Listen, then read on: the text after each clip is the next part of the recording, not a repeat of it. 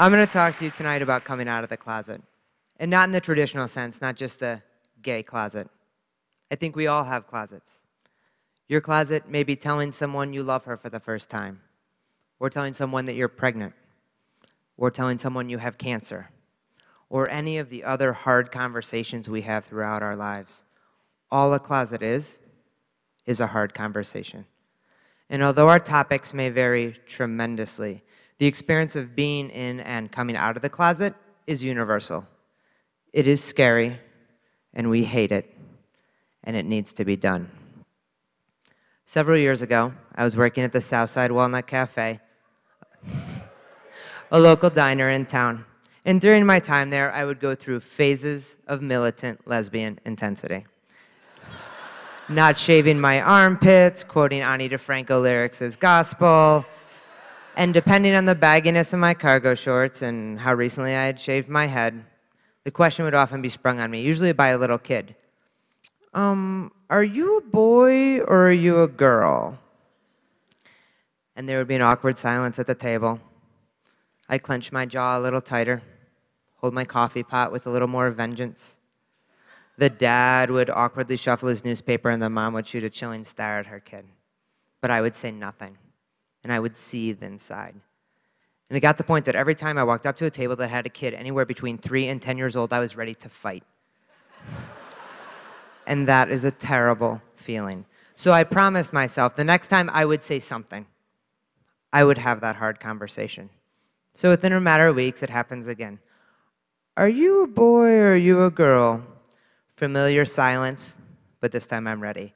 And I am about to go all Women's Studies 101 on this table. I've got my Betty Friedan quotes, I've got my Gloria Steinem quotes, I even got this little bit from Vagina Monologues I'm gonna do. So I take a deep breath and I look down, and staring back at me is a 4-year-old girl in a pink dress. Not a challenge to a feminist duel, just a kid with a question. Are you a boy or are you a girl? So I take another deep breath, squat down next to her and say, hey, I know it's kind of confusing. My hair is short like a boy's and I wear boys' clothes, but I'm a girl. And you know how sometimes you like to wear a pink dress and sometimes you like to wear your comfy jammies? Well, I'm more of a comfy jammies kind of girl. And this kid looks me dead in the eye without missing a beat and says, my favorite pajamas are purple with fish. Can I get a pancake, please? And that was it. Just, oh, okay, you're a girl. How about that pancake? It was the easiest hard conversation I have ever had. And why?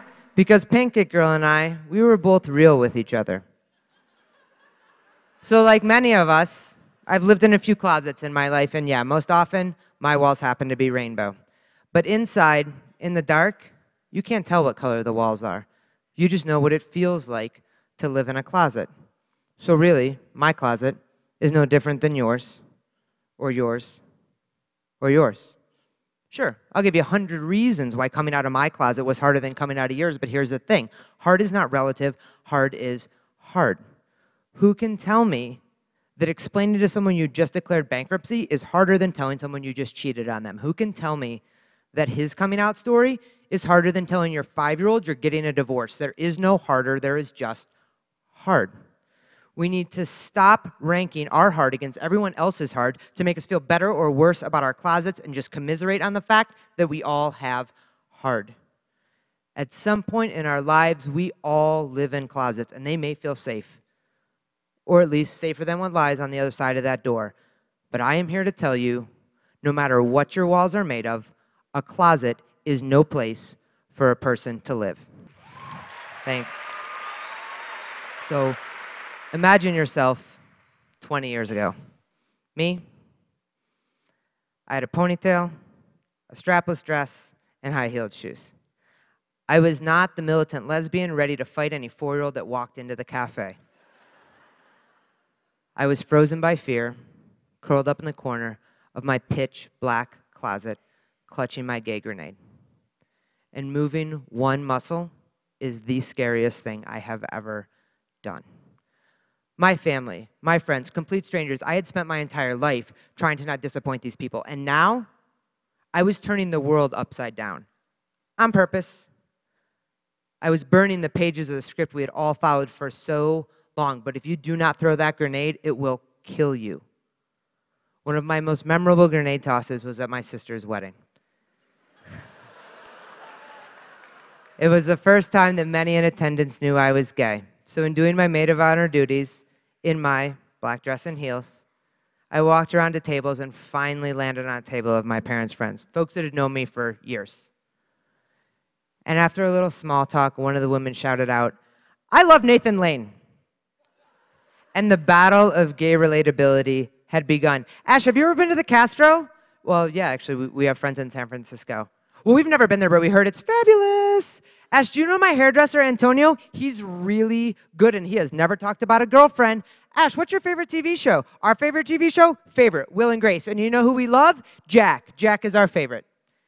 And then one woman, stumped, but wanting so desperately to show her support, to let me know she was on my side, she finally blurted out, "Well, sometimes my husband wears pink shirts."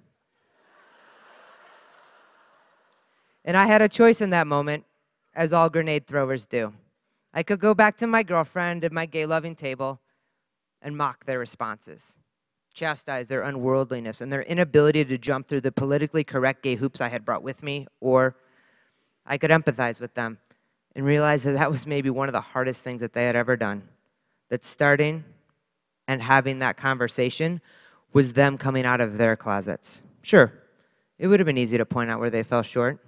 It's a lot harder to meet them where they are and acknowledge the fact that they were trying, and what else can you ask someone to do but try?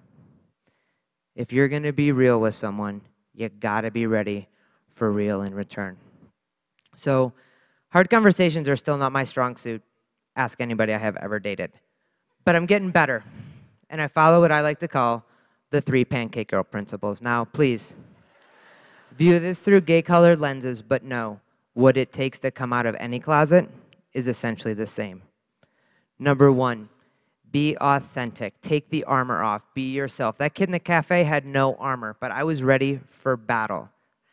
If you want someone to be real with you, they need to know that you bleed too. Number 2, be direct. Just say it. Rip the Band-Aid off. If you know you are gay, just say it. If you tell your parents you might be gay, they will hold out hope that this will change. Do not give them that sense of false hope. And number 3, and most important, be unapologetic. You are speaking your truth. Never apologize for that. And some folks may have gotten hurt along the way, so sure, apologize for what you've done, but never apologize for who you are. And yeah, some folks may be disappointed, but that is on them, not on you. Those are their expectations of who you are, not yours. That is their story, not yours. The only story that matters is the one that you want to write. So the next time you find yourself in a pitch black closet clutching your grenade, know we have all been there before. And you may feel so very alone, but you are not. And we know it's hard, but we need you out here, no matter what your walls are made of. Because I guarantee you there are others peering through the keyhole of their closets looking for the next brave soul to bust the door open, so be that person. And show the world that we are bigger than our closets, and that a closet is no place for a person to truly live. Thank you, Boulder. Enjoy your night.